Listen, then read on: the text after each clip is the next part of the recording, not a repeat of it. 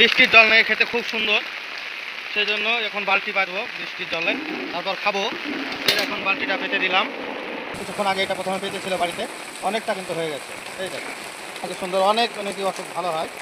শেষ হলো, ওই দেখেন এতটা জমেছে। ওই দেখেন এখন আমি গ্লাসটা চুবিয়েই নিব। এই দেখেন, আর এই দেখেন আমি খাবো এই মুহূর্তে। ভালো, অনেকটা ভালো। এরকম খেয়েছি ভালোই। তো বৃষ্টি খেলে নাকি অনেকটা অসুখ ভালো হয়, অনেকগুলো অসুখ।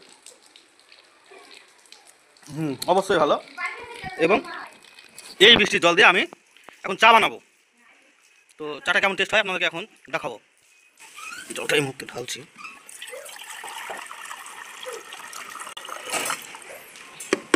অনেকটাই হলো, এতটা জল লাগবে না, চায়ের জন্য লাগবে না, আরেকদিন করে খাবো।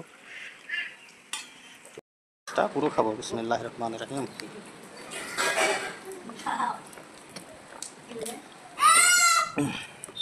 ভালো। আর এটা এতটা চা করবো না, এইটার আমি এখন চা বানাবো বন্ধুরা।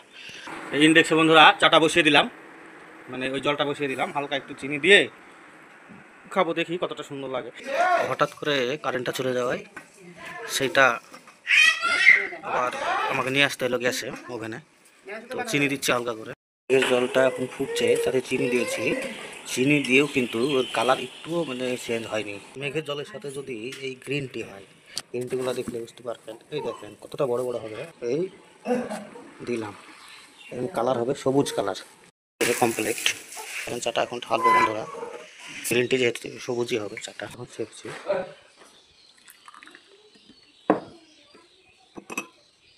আর এই দেখেন চায়ের পাতাগুলো দেখেন কতটা বড় হয়ে গেল। আর এটা চায়ের কাপ চা হলো, এখন চা বাটার খাওয়ার পালা। তো বন্ধুরা এই মুহূর্তে দেখতে পাচ্ছেন এই মেঘের জলের চা,